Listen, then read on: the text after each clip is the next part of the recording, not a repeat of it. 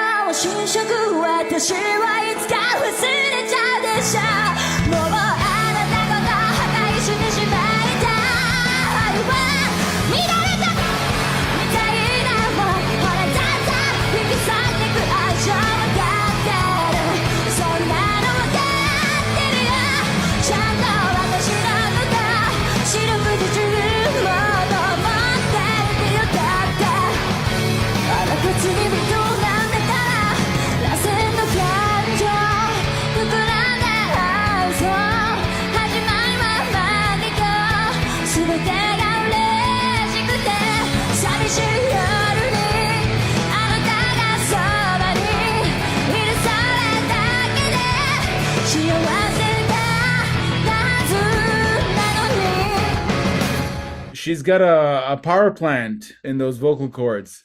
So much power, so much energy coming out of her. There are parts where her voice is feathery and caressing, and then when she amps it up, when she injects a lot of energy into it, it carries on forever. In my mind, it makes me think she doesn't even need a microphone. She can just let it all out and everybody's gonna hear it clearly. Beautiful, very, very proficient singer, very strong voice. I love coming across artists like that have this intense presence. And as I said before, it feels like either the subject matter is very close to her or she's just that kind of artist. She's not leaving strength for the trip back from the concert. She's just letting it all out there. Yeah, I don't know. It's like even more than the power in her voice, I was noticing the emotion. There was one section there where she almost let out like a scream as to emphasize a certain line. You can really feel that she believes everything she's singing here, that it comes from somewhere personal. I was also kind of awestruck by the sheer size of the audience. We've never heard of LiSA before, but we think LiSA might be pretty huge. That's a lot of people. And they were all jumping up and down. Looks like they know the lyrics and when different parts are coming in and all the rest of it. They were moving with it. Very, very impressive. As far as the subject matter, I mean, obviously it looks at relationships. There are themes in there of love and betrayal and I'm guessing trying to keep a relationship together. But at the same time, I don't know if it's coming to terms with or admitting to or just talking about all the flaws that exist within a complex relationship and maybe human nature. I don't know if it's to point at any particular person as a sinner. I think it's both people in the relationship. Some of the lines there, was one about like a rotting apple. Love is like compared to that, as if love can never last. So there's a lot of like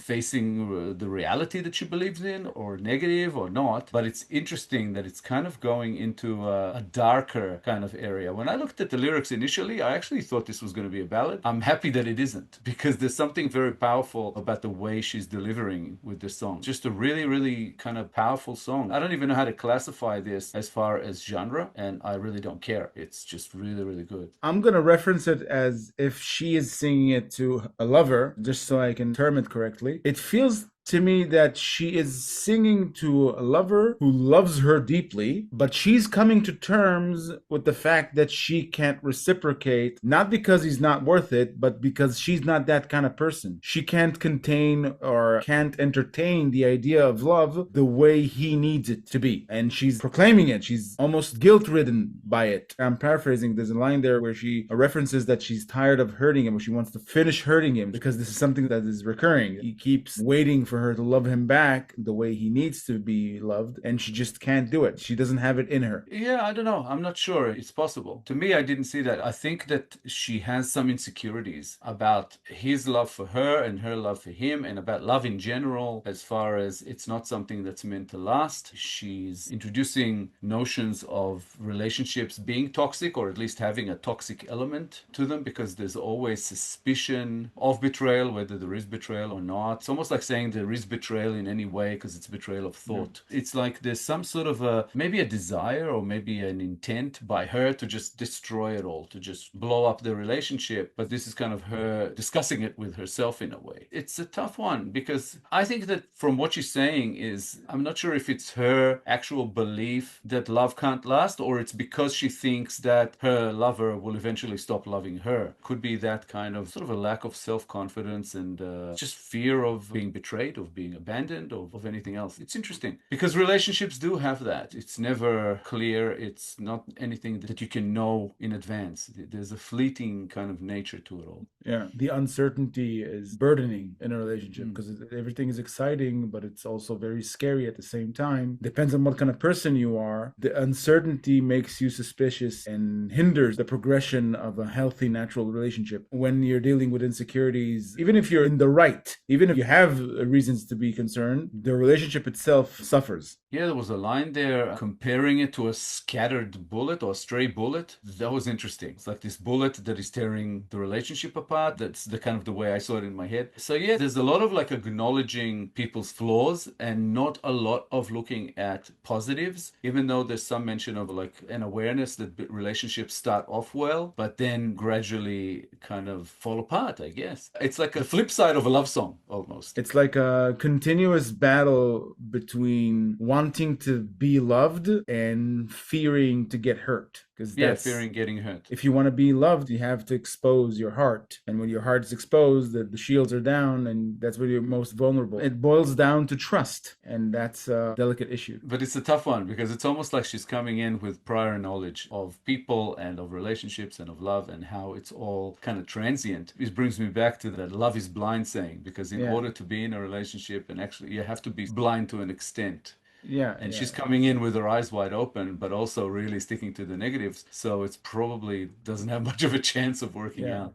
Yeah, there's a sense of projection there. Past experience infects any relationship. Even if the person in front of you, they're the greatest person in the world, you'll assign to them every bad thing that your previous lovers did to you until proven otherwise. That's what makes you initially suspicious. That's what a person with a bitter experience from a relationship will end up being, the suspicious one. That's what it means to walk into a relationship with eyes wide open. Yeah, with eyes wide open and with a strong skepticism. So it's like if you come in like that, you're doomed from the beginning in a way. Yeah, because your radar is on red flags. But yeah, it's a very cool song.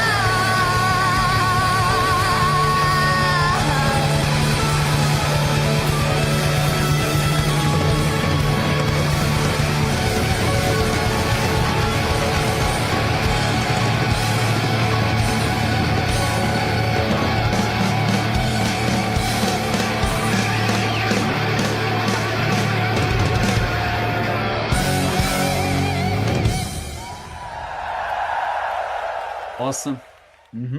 I said at the beginning, she's not saving energy for the trip back from the concert. It's like exactly what happens at the end. She's done. She's spent. It was interesting because she kept repeating that word desire. And it's like, to me, it seems like it's almost about that desire for a relationship to work out. But the reality is different. And she called it at the end a sorrowful desire, which I thought was pretty cool. There was a line there saying something about being loved by God. And it's like, I think she said, I'm not even 100% sure, but it sounded to be like she was saying she would prefer to be loved by her partner, or for her partner to be allowed to love her in that way, or something like that. It sounds like she's saying, this is what I want, but this is the reality of life. So it may or may not happen. So this could be after a relationship has ended, or after the relationship has already been presented with some problems that in her eyes can never be resolved. So yeah, I don't know. It's interesting. There's an element of tragedy to this. And the way that she collapsed at the end, I think, was sort of part of that. It's really all about the struggle that relationships tend to be. Yeah. The saying that whatever doesn't kill you makes you stronger. So when you get hurt in relationships, whether it's unrequited love or a failed relationship, you come out of it stronger and more mature. There's a flip side to that coin, because if you get continuously traumatized by failed relationships, then you might sustain enough damage to your heart that it becomes some sort of a disease, like something you carry with yourself to every new relationship that you try to start, because you come with a strong, negative, bitter, toxic bias. It's inevitable. You can't help but look at things in that crappy light, which dooms your relationship from the start. It becomes something that you need to work on. You need to unlearn these things, these lessons, in order to have a healthy relationship. I think that's the tragic part, what it does to you afterwards. Yeah, that's what I was describing before as a skepticism. You come in skeptical that this will ever work, but you're going, you know what, but I have that desire for it to work. I really want it to work, but I'm skeptical. So yeah, it's almost like it's doomed from the beginning, or at least you are waiting for someone to prove something to you. So you kind of go, I don't think this is going to work, but maybe I'll be proven wrong. It also makes you prone to misinterpreted things